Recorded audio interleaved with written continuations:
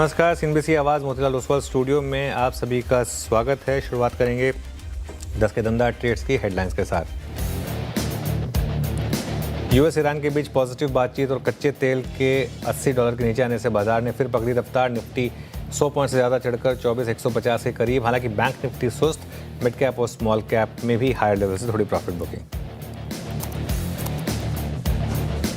Big stocks का जलवा। मोतीलाल ओसवाल की बुलिश रिपोर्ट से डिलीवरी करीब 2% मजबूत। साथ ही जेफरीज की खरीदारी की राय से चला कॉनकोर। वहीं इन्वेस्टर मीट के बाद अंबर में रौनक कायम। उधर शुक्रवार को बिग स्टॉक को फौज आज भी कर रहा है कमाल। शेयर करीब 2% चढ़कर वायदा के टॉप गेनर्स में शुमार। एजीएम के बाद ब्रोकरेजेस के बुलिश कमेंट्री से दौड़ा रिलायंस। शेयर करीब 2% चढ़कर निफ्टी के टॉप गेनर्स में शामिल। सीएलएसए ने 1800 और मोतीलाल ओसवाल ने 1650 के दिए टारगेट। सीएलएसए ने कहा 5 साल में एबिटा हो सकता है डबल। आईटी और ऑयल गैस सेक्टर में जोरदार तेजी। करीब 1% चढ़े दोनों ही सेक्टर इंडिसेस। आईटी में 1.5 से 2% चढ़े टेक महिंद्रा, पर्सिस्टेंट और ओरेकल फाइनेंशियल। साथ ही एनबीएफसीज और ऑटो शेयर में भी रौनक कायम, लेकिन कंज्यूमर ड्यूरेबल्स और केमिकल शेयर में हल्की नरमी कायम। होटल शेयरों में अच्छी खरीदारी। 4 से 5% दौड़े आईटीसी होटल्स और लेमन ट्री। साथ ही शैले होटल्स और ईआईएच में भी जोरदार तेजी का मूड। आज के चार्ट जीपीटी और स्पॉटलाइट शेयर पड़े सटीक। मजबूत चार्ट्स के दम पर भारत डायनामिक्स करीब 1% मजबूत। साथ ही ट्रेंड में भी खरीदारी कायम। उधर मेक और ब्रेक शेयर आईसीसी लोमबार्ड चढ़ा। वहीं स्पॉटलाइट शेयर डॉरस लैब्स और इंडियन होटल्स में भी खरीदारी कायम। चलिए 10 के दमदार ट्रेड्स में वीडियो में रहेंगे आपके साथ। हमारे साथ मानस जायसवाल और राजेश सातपुते पिछले शो से बने हुए हैं। साथ ही अमित सेठ और सौमिल मेहता भी जुड़ेंगे अपने टॉप ट्रेड्स के साथ। मार्केट आउटलुक पर आज बात करेंगे कोटक एएमसी के सीईओ इक्विटी हर्षा उपाध्याय से, और टेक्निकल्स पर बातचीत होगी जेएम फाइनेंशियल सर्विसेज के एग्जीक्यूटिव डायरेक्टर और head of research Rahul Sharma से। साथ ही नूपुर से जानेंगे कि 2 स्टॉक्स किर्लोस्कर ऑयल में इतनी तेज़ी क्यों है और वोल्टास में क्या हुआ, इस सब पर बातचीत होगी। लेकिन इससे पहले एक नज़र ज़रा आज के मार्केट एक्शन पर, और इसमें अगर आप देखें तो निफ्टी अब 132 पॉइंट ऊपर है। जी हाँ, डे हाई पर, और अच्छा खासा रिवॉर्ड करता हुआ मार्केट फ्राइडे के डिप बायर्स को। थर्सडे का हाई था 24,189। अब हम थर्सडे के हाई से भी सिर्फ और सिर्फ 40 पॉइंट दूर रह गए हैं, जबकि फ्राइडे को इतना बड़ा गैप डाउन हुआ था। ये है मार्केट के अप ट्रेंड का इस समय एक बड़ा एग्जाम्पल। आज की तेज़ी को लीड कर रहा है सिर्फ और सिर्फ रिलायंस 2.5% की शानदार तेज़ी के साथ। लेकिन रिलायंस को आज एक अच्छा सपोर्ट मिल रहा है आईटी का। Nifty IT index day high पर फ्राइडे के लो से, जी हाँ, फ्राइडे के लो से 1,1200 पॉइंट से ज़्यादा की रैली अब निफ्टी आईटी में, जिसे लीड कर रहा है टेक महिंद्रा और इन्फोसिस। दोनों स्टॉक्स अच्छे खासे मूव्स दिखाते हुए, ऑफकोर्स कुफोज मिड कैप स्पेस में वो अच्छा करता हुआ। इसके अलावा 1-2 बास्केट और अच्छा कर रही हैं जो auto space, Tata Motors passenger vehicle, Bajaj auto और आयशर मोटर्स। ये 3 स्टॉक्स हैं जहां पर अच्छे मूव्स आपको देखने को मिल रहे हैं। लूजिंग साइड पर max health care 200 day moving average के नीचे फिसलता हुआ, यहाँ पर थोड़ी सी करेक्शन आई। अदानी एंटरप्राइजेस में थोड़ी सी प्रॉफिट बुकिंग है, और इसके अलावा इंटरग्लोब एविएशन, यहाँ पर भी एक अच्छी खासी रैली के बाद थोड़ी प्रॉफिट बुकिंग है। एफएनओ स्टॉक्स में आज टॉप गेनर्स में आइनॉक्स विंड 3.5% ऊपर, पीबी फिनटेक करीब 3% ऊपर, सिप्ला 3% ऊपर है। आज का इक्का डिलीवरी यहाँ पर अच्छे मूव करीब 2.25%। टाटा एलेक्सी, जुबिलेंट फूडवर्क, यहाँ ठीक ठाक मूव्स आए। और इसके अलावा अगर आप देखें डाउन साइड पर तो कमिंस है, वरुण बेवरेजेस है, डिक्सन टेक है और जी वर्नोवन टीएनडी है। एक बार आप जरा इंटरडे रखिएगा सिर्फ वोल्टास का।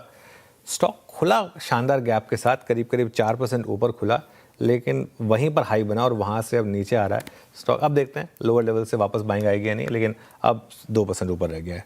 वीरो मार्केट में अच्छा मोमेंटम, लेकिन बिल्कुल शानदार मोमेंटम। और निफ्टी एट 24146 आज की ट्रेडेबल रेंज के हाई पे हम ट्रेड कर रहे हैं। याद रखिएगा, आपको हाई तो कुछ और नजर आएगा, but that was in first tick, but practically it's a day high 24144। Nifty bank 57,800 के रेंज को स्ट्राइक करता हुआ। अब चलते हैं आज के मेहमानों के पैनल के पास। हमारे साथ मानस और राजेश जी पिछले कार्यक्रम से इस कार्यक्रम में भी शिरकत करेंगे। फ्रेश पर्सपेक्टिव लेकर, ताज़ा तरीन नजरिया लेकर अमित जी और सौमिल इस कार्यक्रम में जुड़ चुके हैं। आप सभी को नमस्कार। सौमिल, आपके 2 ट्रेड्स इस वक्त के। Good morning to everyone. मेरे 2 ट्रेड्स होंगे। पहला होगा सुप्रीम इंडस्ट्रीज में एक कंसोलिडेशन हो रहा है और मैं ये प्रीएम्प्ट कर रहा हूँ कि ये कंसोलिडेशन ऊपर की तरफ टूटेगा। आज 20 डेली मूविंग एवरेज के ऊपर ये शुरुआत हुई है। मोमेंटम इंडिकेटर्स में पॉजिटिव डाइवर्जेंस हैं। यहाँ पर एक स्टॉप लॉस रखेंगे 3475 और ऊपर में टारगेट होगा 3740। दूसरा स्टॉक है पीएफसी। पीएफसी में एक फ्लैग पैटर्न बना है जो मुझे लगता है ऊपर की तरफ टूटेगा। अब तक प्रीवियस स्विंग हाई टूटा नहीं है, लेकिन मैं प्रीएम्प्ट कर रहा हूँ कि ये ऊपर की तरफ टूटेगा। 20 और 40 डेली मूविंग एवरेज के ऊपर चल रहा है। स्टॉप लॉस रखेंगे 422 और ऊपर में मेरे टारगेट्स होंगे 465। ओके, पीएफसी 435 पे आपका एक लॉन्ग कॉल। अब चलते हैं अमित जी के पास। अमित जी, गुड मॉर्निंग, आपके 2 trades. Good morning Virendra ji, good morning Anuj ji and everybody on the panel. Virendra ji, मेरा पहला ट्रेड रहेगा आदित्य बिरला कैपिटल। अगर ये स्टॉक का हम स्ट्रक्चर देखें तो यहाँ पे लगभग 8 महीने के एक बेस का ब्रेकआउट देख रहे हैं। It's a flat top breakout. काफी लंबा कंसोलिडेशन इस स्टॉक ने पिछले 8 महीने में किया है। 380 के आसपास इसका लास्ट लाइन ऑफ रेजिस्टेंस था, वो स्टॉक ने क्रॉस किया है। तो इसे बाय करना है। स्टॉप लॉस रहेगा 379 रुपीज का और टारगेट्स हमारे यहाँ रहेंगे 394 के। दूसरा स्टॉक जो मुझे पसंद है that is ICICI bank. ICICI bank में रिसेंटली हमने एक काफी अच्छा खासा रनअप और आउट परफॉर्मेंस देखा था। स्टॉक ने इस रनअप में 200 डेमा रिगेन किया था और पिछले 5-7 दिनों में 200 डेमा के ऊपर एक कंसोलिडेशन चल रहा था। ये कंसोलिडेशन में हम वापस एक अपमूव देख रहे हैं। तो लगभग 1340 का स्टॉप लॉस रहेगा और टारगेट्स हमारे यहाँ 1400 के रहेंगे आईसीआईसीआई बैंक में। ओके, चलिए, ये इस समय की जो फ्रेश ट्रेड्स हैं वो हो गई। अब मानस जी के पास चलते हैं। मानस जी, आपकी 2 ट्रेड्स इस समय की। जी, तो देखिए, पहले तो इरिडा पे खरीदारी करने की राय रहेगी। इरिडा में हाई टॉप हाई बॉटम बन रहे थे। स्टॉक ने आज अपने 100 डे मूविंग एवरेज को भी रीगेन कर लिया है, तो यहाँ पर खरीदारी करने की राय रहेगी। 126 रुपए 50 पैसे के स्टॉप लॉस से खरीदारी करेंगे। 135 रुपए तक के टारगेट्स पॉसिबल है। जो दूसरा स्टॉक है वो वेदांता का है। यहाँ पर कंसोलिडेशन देखने को मिल रहा था, लेकिन 50 डे मूविंग एवरेज के नीचे स्टॉक फिसल नहीं रहा है। लेकिन आज के पैटर्न को देख के लग रहा है कि स्टॉक तैयार है अपने 10-20 डे मूविंग एवरेज को रिगेन करने के लिए। तो वेदांता में खरीदारी करेंगे 301 रुपए के स्टॉप लॉस से 316 रुपए के टारगेट की। ओके, चलिए, तो ये हो गई वेदांता पर एक कॉल। राजेश जी, आपकी 2 ट्रेड्स इस समय की। जी देखिए, पहला ट्रेड रहेगा थोड़ा कॉन्ट्रा सेटअप जो बजाज ऑटो। मुझे लगता है बजाज ऑटो में जो करेक्शन है, पहला करेक्शन वो थोड़ा खत्म है और हमें आज एक रिलीफ रैली मिल रही है। ये रिलीफ रैली कहाँ तक जाएगी? तो 10,200-250 तक का स्विंग मिलेगा। 10,035 के आसपास है फ्यूचर में ट्रेड हो रहा है, तो 10,000 के नीचे 50 पॉइंट का स्टॉप लॉस लगा के बजाज ऑटो बाय कर सकते हैं। तो that is the first trade. Second जो है वो है पीएनबी हाउसिंग। अब पीएनबी हाउसिंग देखिए, पीएनबी हाउसिंग में जो कंसोलिडेशन है that is well above it's cluster 10, 20 and 50 DMA के ऊपर। 10 डीएमए इसका आता है करीबन 1010 का। 1017 करंट प्राइस है। 1000 के आसपास स्टॉप लॉस लगा के पीएनबी हाउसिंग बाय करे। इसका जो स्विंग का टारगेट बनेगा वो रहेगा करीबन 1050, 1060 का। ओके, चलिए, मार्केट अभी भी डे हाई पर और अच्छे मोमेंटम के साथ ट्रेड हो रही है इस समय। हमारे साथ बातचीत करने के लिए अब कोटक महिंद्रा एएमसी के सीईओ इक्विटी हर्षा उपाध्याय मौजूद हैं। उनसे समझते हैं कि पश्चिम एशिया में बदलती परिस्थितियों के बीच अब मार्केट पर क्या रणनीति रहेगी। हर्षा जी, गुड मॉर्निंग। क्या एक सेंस बन रही है कि फाइनली मार्केट का वनवास खत्म हो रहा है और क्या अब यहाँ से एक अच्छी खासी तेजी की एक्सपेक्टेशन रख सकते हैं या अभी भी रिस्क फैक्टर्स हैं मार्केट के लिए? गुड मॉर्निंग अनुज। देखिए, जैसे आपने भी बोला, ये पश्चिम एशिया का जो एक कॉन्फ्लिक्ट था वो एटलीस्ट शॉर्ट टर्म के लिए एक तरफ से सीज फायर की ओर बढ़ चुका है और हमें लगता है कि ये शायद परमानेंट सीज फायर भी रहेगा। तो उस हिसाब से जो जियोपॉलिटिकल एक ओवरहैंग था वो शायद मार्केट के लिए हट गया है। लेकिन जो बाकी जो नेगेटिव्स थे वो अभी भी हैं। तो इसलिए ऐसा नहीं है कि एक जोरदार तेजी का माहौल है, लेकिन यहाँ पे जो एक बड़ा ओवरहैंग था वो निकल गया है। तो हमारे हिसाब से शायद मार्केट का बॉटम जो हमने देखा था वो शायद होल्ड करना चाहिए। मार्केट का बॉटम शायद होल्ड करना चाहिए। सबसे ज़्यादा शानदार रिकवरी आई हर्षा जी बैंकिंग स्टॉक्स में। बैंक निफ्टी में 50,000 के लो से अब करीब 58,000 पर हम आ चुके हैं। 15-16% की रैली हो चुकी है लोअर लेवल से। क्या आपको लगता है कि बैंकिंग की लीडरशिप रहेगी इस मार्केट में रिकवरी के लिए? जी बिल्कुल। देखिए, कुछ जो नेगेटिव्स थे बैंक्स के लिए, पहली बात तो ये था कि डिपॉजिट साइड में मोबिलाइज करना बहुत मुश्किल था और रेट्स भी बढ़ चुके थे। वो एक तरफ से कंस्ट्रेंट बन गया था ग्रोथ के लिए। अभी अब अगर आप देखते हैं तो FCNR की वजह से काफी सारे बैंक्स के लिए डिपॉजिट्स अच्छे खासे मोबिलाइज हो जाएंगे। उसके बाद अगर आप क्रेडिट ग्रोथ को देखेंगे तो पिछले 6-7 महीने से लगातार हर महीना क्रेडिट ग्रोथ इंप्रूव होते नजर आ रहा है। तो अभी 17% से भी ऊपर का क्रेडिट ग्रोथ चल रहा है। और अगर आपका डिपॉजिट मोबिलाइजेशन ठीक हो जाता है और यही क्रेडिट ग्रोथ कंटिन्यू होता है तो एक अच्छा माहौल बन जाएगा अर्निंग्स ग्रोथ के लिए बैंक्स का, स्पेशली प्राइवेट बैंक्स, जहां पे आप लोगों को पहले नेट इंटरेस्ट मार्जिन का एक कंप्रेशन भी दिखाई दिया था, वो भी नहीं रहेगा क्योंकि यहाँ पे इंटरेस्ट रेट्स नीचे जाने का तो कोई माहौल नहीं बन रहा है। तो ओवरऑल हमें लगता है कि बाकी सेगमेंट्स अच्छे ही कर रहे थे बैंकिंग के अंदर। प्राइवेट बैंक्स एक थोड़े से निराशाजनक परफॉर्मेंस दे रहे थे, वहां पे भी एक तरफ से टेलविंड आ चुका है और यहाँ से overall banking and financial sector definitely अच्छा करना चाहिए। अच्छा हर्षा जी, नमस्कार, वीरेंद्र बोल रहा हूँ। जिस प्रकार के नंबर्स और सेल्स फिगर्स के हमें सुनने में आ रही है वाइट गुड सेगमेंट पे, लुक एट वोल्टास टुडे, आपको क्या लगता है? ये वो स्पेस है जिसमें फ्रैंकली स्पीकिंग आपने पिछले 2 साल में पैसा नहीं कमाया।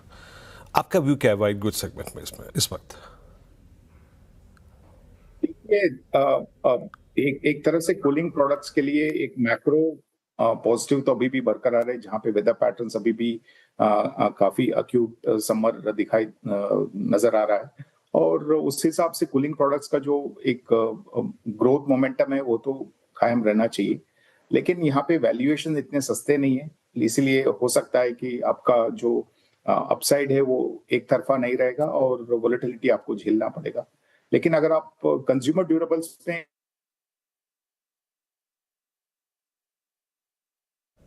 ओके हर्षा जी का अगर आप थोड़ा सा यहाँ पे ट्रांसमिशन में ग्लिच है, अभी वो जुड़ जाएंगे तो दोबारा संपर्क जोड़ने की कोशिश करेंगे। तो हम बात कर रहे थे यहाँ पे अभी कूलिंग प्रोडक्ट्स बनाने वाली कंपनियों पे, वोल्टास पे उनका व्यू।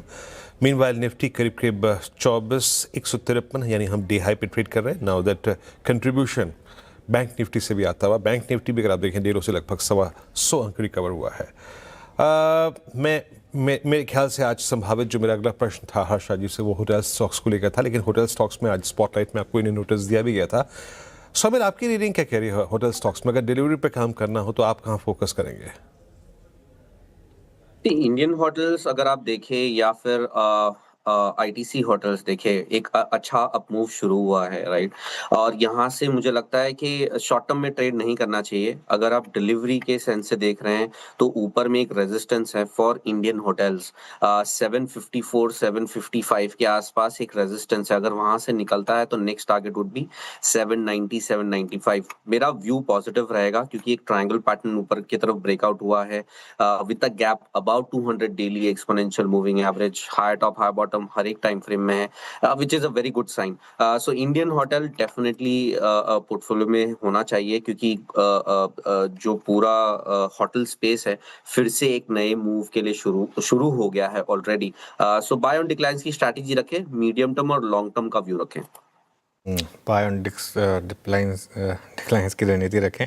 मीनवाइल निफ्टी वापस डे हाई पर आ रहा है और काफ़ी अच्छे मोमेंटम यहाँ पर बन रहे हैं इस समय, और अब हम 24,150 भी क्रॉस कर रहे हैं। ध्यान रखिएगा, जैसे मैं कह रहा था 24,189 के करीब था पिछले थर्सडे का हाई, और अच्छे मूव्स यहाँ पर इस समय बनते हुए स्टॉक स्पेसिफिक। एक स्टॉक पर और व्यू ले लेते हैं, आइनॉक्स विंड। अमित जी, एक बार आइनॉक्स विंड का चार्ट देखिए, कोई व्यू स्टॉक पर? जी अनुज जी, आइनॉक्स विंड का अगर हम स्ट्रक्चर देखें बेसिकली तो स्टॉक ने एक बेस बना के 10 और 20 डेमा रिगेन किया है। मोटा इसका सपोर्ट 82 से 85 के आसपास आता है। फर्स्ट हायर लो बना है चार्ट में, तो एक नियर टर्म अप मूव यहाँ पे जरूर नजर आता है। Stock can possibly go up to 98, वहां पे हम फिर से रिकंसिडर करेंगे। पोजीशन बनानी है तो 91 रुपीज का एक स्ट्रिक्ट स्टॉप लॉस यहाँ पे रखेंगे।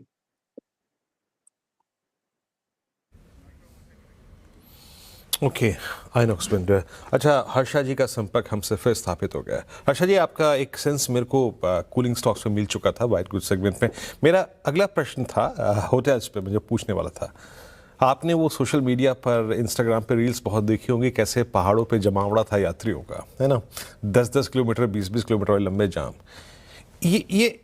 ये हमारी अब आदतों में आ गया है ना। कोई भी वीकेंड, कोई भी एक्सटेंडेड वीकेंड, और खैर तो जून तो था भी हॉलीडे मंथ, ये हमारी आदतों में आ गया है। टैरिफ्स को देखिए आप, कहाँ पर है इंडिया में, मेरे ख्याल से इस जोन में सबसे बड़े टैरिफ्स हम ही होल्ड करते हैं। आपका होटल्स पे व्यू क्या है इस वक्त? देखिए, होटल्स का पूरे सेक्टर में एक अच्छा खासा कंसोलिडेशन पिछले कुछ क्वार्टर्स में हो चुका है। और जैसे आप भी बता रहे हैं कि यहाँ पे एवरेज रूम रेंट पे या ऑक्यूपेंसी पे कोई फर्क ज्यादा पड़ा नहीं है। जरूर वेस्ट एशिया के कॉन्फ्लिक्ट चलते हुए थोड़ा बहुत डिमांड मोमेंटम थोड़ा पीछे हट गया था, लेकिन फिर वापस आते हुए नजर आ रहा है। और हमें लगता है कि यहाँ पे अगर आपको medium to long term positioning बनाना है तो एक अच्छा कंसोलिडेशन भी हो चुका है। तो ओवरऑल व्यू यहाँ पे एक तरफ से पॉजिटिव बायस ही रहेगा। ओवरऑल पॉजिटिव बायस ही रहेगा।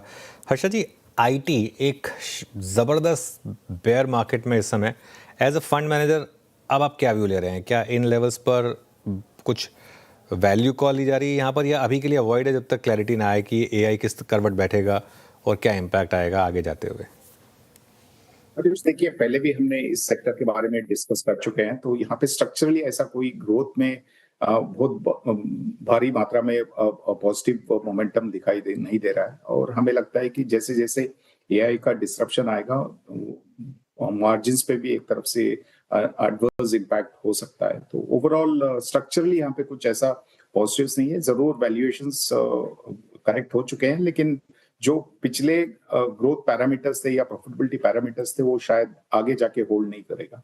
तो उस हिसाब से पिछले जो वैल्यूएशंस का एक रेंज था, उसको देख के वहाँ पे कुछ इन्वेस्ट नहीं करना चाहिए। तो हमें लगता है कि स्ट्रक्चरली यहाँ पे वीकनेस है। हो सकता है कि बीच बीच में आपको एक शार्प तरीके से रैलीज मिल जाएंगे, क्योंकि ओवरसोल्ड तो हैं ये सब स्टॉक्स, लेकिन वो सिर्फ ट्रेडिंग के लिए होगा। अगर आप इन्वेस्टिंग के हिसाब से सोच रहे हैं तो अभी भी यहाँ पे कुछ खास पॉजिटिवनेस नहीं दिखाई दे रहा।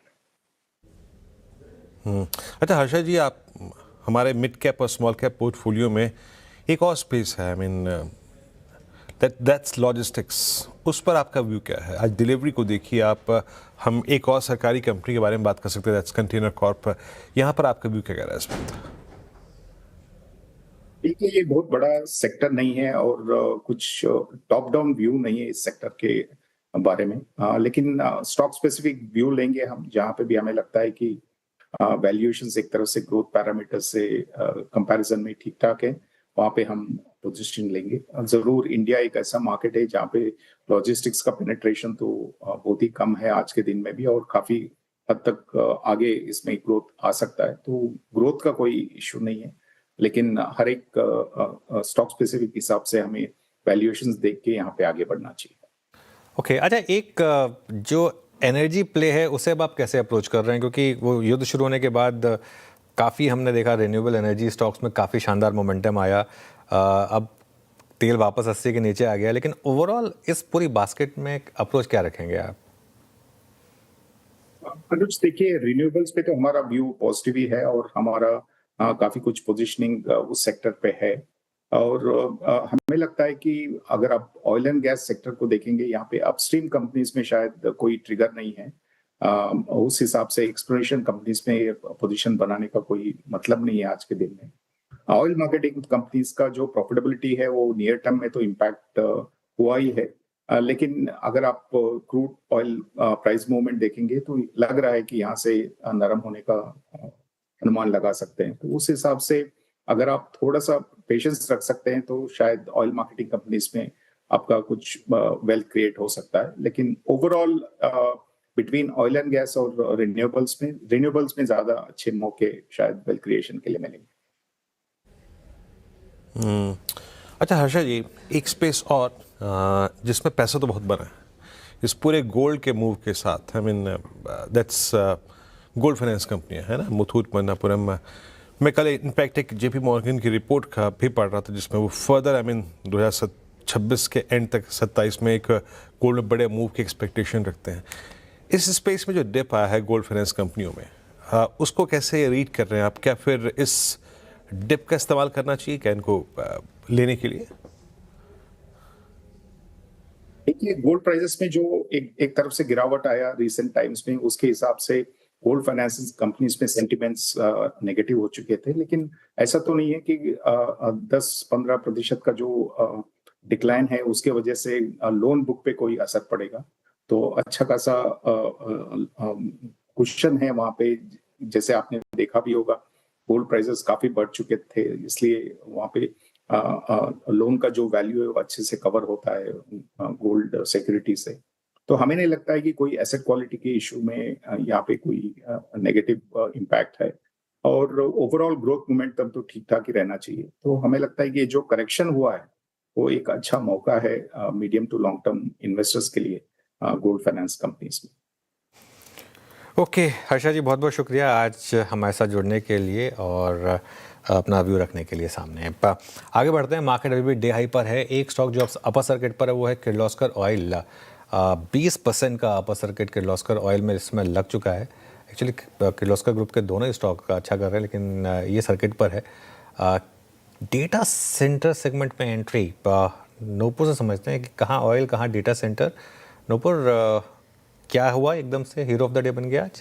बिल्कुल सर, एक पॉजिटिव खबर कल यहाँ पर आती हुई नजर आई। कंपनी के लिए पॉजिटिव है किर्लोस्कर ऑयल इंजन, इसलिए स्टॉक फोकस में। लेकिन दूसरी तरफ फोकस में एक और स्टॉक है कमिंस इंडिया, क्योंकि उसके लिए ये खबर नेगेटिव है। अब खबर ये निकल के आई थी कि किर्लोस्कर ऑयल इंजन को करीबन 192 मेगावाट का एक ऑर्डर मिलते हुए दिखाए, जहाँ पे ये जो ऑर्डर है पूरा डेटा सेंटर से रिलेटेड है। डेटा सेंटर कंपनी हाइपरनेक्स की तरफ से ये ऑर्डर आते हुए कंपनी को दिखाए। 2500 kVA का optive prime dual core power system supply के लिए ये ऑर्डर कंपनी को मिलते हुए नजर आया है। ऑर्डर जो है कंपनी की एक नई entry hyper scale data centre segment में होती हुई नजर आएगी, जिसकी वजह से कमिंस भी फोकस में, क्योंकि फिलहाल इस मार्केट में कमिंस का जो मार्केट शेयर है, जो दबदबा है, वो काफी ज्यादा है। तो एक नए प्लेयर की इस पूरे सेगमेंट में एंट्री होती हुई दिखी है। कंपनी जो है अपनी कैपेसिटीज को लगातार बढ़ाती हुई नजर आई है। 2100 करोड़ का जो केपेक्स है वो इसी से जुड़ा हुआ कंपनी ने पहले भी अनाउंस किया था, और जो डिमांड बढ़ती हुई दिखी है एचपीपी और इंडस्ट्रियल एक्सपोर्ट मार्केट की, उसकी वजह से भी आगे चल के कंपनी को काफी फायदा मिलते हुए नजर आएगा। अब ब्रोकरेज हाउस की तरफ से काफी पॉजिटिव व्यू यहाँ पर किर्लोस्कर ऑयल की तरफ के लिए आते हुए दिखाएं। मोतीलाल की बात करें तो यहाँ पे लक्ष्य बढ़ा दिया गया है, 1900 रुपए से बढ़ा के 2350 रुपए का लक्ष्य देते हुए दिखे। बाय की रेटिंग को बरकरार रखा है। मोतीलाल का मानना है कि पावर जेन और इंडस्ट्रियल सेगमेंट में जो डिलीवरी होगी, जो ग्रोथ को लेकर यहाँ पर जो नंबर्स निकल के आ रहे हैं, वहाँ पे 26% की रेवेन्यू ग्रोथ यहाँ पर देखने को मिल सकती है कंपाउंडेड बेसिस पर FY 26 से 29 में, जहाँ पे डेटा सेंटर और जो लार्ज ऑर्डर है उसके एग्जीक्यूशन से काफी पॉजिटिव ग्रोथ आती हुई नजर आ सकती है। फोकस करें 23% रेवेन्यू कैगर का, 29% एबिटा में, और प्रॉफिट की बात करें तो 32% की ग्रोथ यहां पर देखने को मिल सकती है। इनफैक्ट मार्जिन्स की भी बात करें तो 190 बेसिस पॉइंट से जो है वो मार्जिन्स आपको सुधरते हुए नजर आएंगे। मोतीलाल ओसवाल का ये मानना है कि जो डिस्काउंट वैल्यूएशन डिस्काउंट पर ये कंपनी कारोबार करती है, और जो कमिंस हाई वैल्यूएशन पे कारोबार करता है, वो डिस्काउंट अब नैरो डाउन होते हुए दिखेगा, वो कम होते हुए नजर आएगा, क्योंकि इसकी एंट्री डेटा सेंटर से रिलेटेड कारोबार में अब हो चुकी है, तो जो कि एक फर्दर री रेटिंग स्टॉक में देखने को मिल सकती है। हालांकि कमिंस के लिए थोड़ी नेगेटिव खबर ये फिलहाल आपको दिखेगी। जेएम फाइनेंशियल का भी यही मानना है, अपग्रेड किया है स्टॉक को, पहले ऐड की रेटिंग थी, अब बाय की रेटिंग कर दी है। टारगेट भी 1955 से बढ़ा के 2430 रुपए का किया है। FY 28 की जो EPS है वो 8% से यहाँ पर रेस कर दी गई है, और मल्टीपल भी देखे तो 35 से सुधर के 42 पहुंचता हुआ नजर आ रहा है। उनका भी यही मानना है कि जो वैल्यूएशन डिस्काउंट है वो अब कम हो जाएगा कमिंस इंडिया से। तो किर्लोस्कर ऑयल की एंट्री हो चुकी है डेटा सेंटर से रिलेटेड ऑर्डर्स को लेकर, और वैल्यूएशन डिस्काउंट जिस कंपनी के लिए अभी तक प्ले आउट होते हुए दिखा है, और दूसरी तरफ ये नेगेटिव है कमिंस इंडिया के लिए। शुक्रिया अनुपुर, इस कोई बातचीत के लिए। किर्लोस्कर आपकी स्क्रीन पर आज का हीरो ऑफ द डे, शानदार मूव यहाँ पर। मार्केट से डे हाई, निफ्टी करीब 24,153। हमारे साथ जेएम फाइनेंशियल से राहुल शर्मा जुड़ चुके हैं। राहुल जी नमस्कार, कार्यक्रम में स्वागत है आपका। अब मैं टेक्निकली देखूं तो इट्स सेकेंड कंसेक्यूटिव डे, जब सेकेंड या थर्ड कंसेक्यूटिव डे जब आप 100 डे की ट्रैजेक्टरी में ट्रेड कर रहे हैं, जो कि अब तक सो फार मार्च के बाद नहीं हुआ है ना, अब तक नहीं हुआ। आपने पहली बार इतना बड़ा टाइम स्पेंड किया है 100 डे के आसपास निफ्टी पर। आपकी रीडिंग मार्केट्स पे क्या है? क्या ये हम इस क्लस्टर से बाहर निकलने की तैयारी कर रहे हैं? स्टॉक स्पेसिफिक होकर क्या चीज़ करना चाहिए आपको?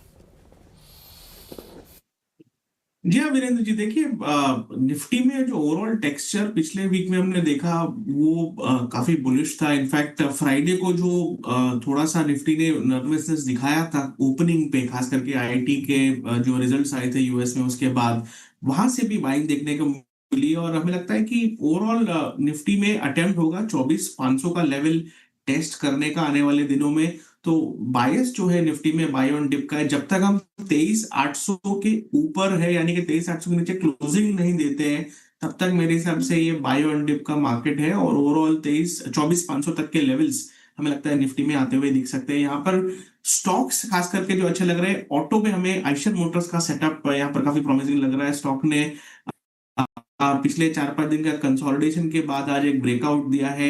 वॉल्यूम्स भी जो पहले घंटे के ट्रेड में हुए काफी अच्छे हुए। तो हमें लगता है कि 8,000 तक के लक्ष्य आइशर मोटर्स में आपको पोजिशनल बेसिस पर देखने को मिल सकते हैं। और जो दूसरा सेटअप है वो फाइनेंशियल स्पेस से रहेगा, क्योंकि फाइनेंशियल्स लीड कर रहे हैं। आदित्य बिरला कैपिटल का सेटअप हमें काफी प्रॉमिसिंग लगता है। आज के सेशन में स्टॉक ने एक हॉरिजॉन्टल ब्रेकआउट दिया है और कहीं ना कहीं मुझे लगता है कि 400-410 रुपए तक के टारगेट्स आदित्य बिरला कैपिटल में आते हुए दिख सकते हैं। तो 375 का स्टॉप लॉस रहेगा लॉन्ग पोजीशंस के लिए और बाय करने की राय रहेगी। और ओवरऑल निफ्टी में व्यू यही है कि बाय ऑन डिप की रणनीति रखें। 24,500 का टारगेट है आने वाले 5 से 6 सेशंस में। ओके, बाय ऑन डिप्स की रणनीति रखें। काफ़ी स्टॉक्स हैं जहां पर एकदम से आज अच्छे मूव आ रहे हैं। एक दो स्टॉक मैं पॉइंट आउट करता हूं। NHPC देखिएगा ज़रा, NHPC डे हाई पर आया। सिप्ला जो वीडियो ने पॉइंट आउट किया था वहाँ अच्छा मूव आया। और विशाल मेगा मार्ट, हालांकि ये स्टॉक चलता नहीं है, ध्यान रखिएगा, नंबर्स अच्छे आते हैं लेकिन समहाउ यहाँ पर अच्छे मूव्स आते नहीं हैं इस स्टॉक में। लेकिन आज ठीक ठाक मूव्स दिखा रहा है ने वी मार्ट ने विशाल मेगा मार्ट, दो अलग अलग स्टॉक हैं। विशाल मेगा मार्ट की बात हो रही है यहाँ पर। अब एक बार दिखा दीजिए सही स्टॉक भी। हाँ, ये अच्छा मूव आ रहा है यहाँ पर। Rahul ji good morning. राहुल जी, रिलायंस पर क्या व्यू रहेगा? क्या रिलायंस तैयार है मार्केट की तेजी को लीड करने के लिए? जी हाँ, देखिए रिलायंस में आज के सेशन में काफी अच्छा अपने जो 50 दिन का मूविंग एवरेज है वहां से एक रिवर्सल देखने को मिला है और रिवर्सल स्ट्रॉन्ग वॉल्यूम्स पर है। मेरा ये मानना है कि जो अंडर परफॉर्मेंस थी रिलायंस में काफी हफ्तों की, आई थिंक यहाँ पर कैचअप होती हुई दिखेगी, रिवर्स होती हुई दिखेगी। तो एक मीन रिवर्जन में लगता है कि रिलायंस में आता हुआ दिख सकता है। तो 1,400 रुपए तक के लिए रिलायंस में व्यू जो है वो पॉजिटिव है। और ओवरऑल हमें लगता है कि जो फ्राइडे को जो लो बनाया 1305 के आसपास का, आई थिंक एक क्रूशियल सपोर्ट का काम करेगा। तो वो स्टॉप लॉस लगाए और हमें लगता है कि 1400 तक के लक्ष्य रिलायंस इंडस्ट्रीज में देखने को मिल सकते हैं। रिलायंस में आप देखें तो 1400 तक के लक्ष्य। और स्टैंडर्ड डिस्क्लेमर, इस चैनल का स्वामित्व प्रबंधन रिलायंस इंडस्ट्रीज होल्ड करते हैं। ये कंस्ट्रक्टिव व्यू दिया गया है। अदानी ग्रुप के स्टॉक्स में एक मूव के बाद अब थोड़ा सा कूलिंग ऑफ हुई थी, बट इस कूलिंग ऑफ के बाद कुछ अगर आप लेना चाहें इस ग्रुप के स्टॉक्स में तो राहुल जी? जी, आई थिंक अदानी पैक को अगर हम देखें तो सबसे बेहतरीन सेटअप अदानी एंटरप्राइजेस का है। फ्राइडे के सेशन में काफी अच्छा टेक्निकल सेटअप था, लगातार अपने 5 दिन के मूविंग एवरेज के ऊपर ट्रेड कर रहा है। और हमें लगता है कि 3200 रुपए तक के लक्ष्य आपको अदानी एंटरप्राइजेस में देखने को मिल सकते हैं। 3,000 के ऊपर आज सस्टेन भी कर रहा है स्टॉक। इनफैक्ट लगातार तीसरा सेशन है कि 3,000 के ऊपर स्टॉक सस्टेन कर रहा है। तो मुझे लगता है कि सूनर देन लेटर इसमें हमें मोमेंटम देखने को मिलेगा। पूरा Adani pack overall well position है और यहाँ पर 2950 के स्टॉप लॉस से बाय करने की राय रहेगी। ओके, चलिए, बहुत बहुत शुक्रिया राहुल जी आज हमारे साथ जुड़ने के लिए और अपना समय देने के लिए हमें। मार्केट मीनवाइल डे हाई पर 24,150 के ऊपर ट्रेड कर रहा है। मिड कैप में भी अच्छी स्ट्रेंथ है, स्मॉल कैप अच्छा कर रहे हैं, रिलायंस लीड कर रहा है, आईटी स्टॉक्स में अच्छा कंट्रीब्यूशन है। तो सब कुछ ठीक है अभी के लिए। देखते हैं बाकी का दिन कैसा रहेगा। इस शो को समेट रहे हैं, इसके बाद कंचन और श्रेया के साथ देखिए ट्रेडर्स हॉटलाइन।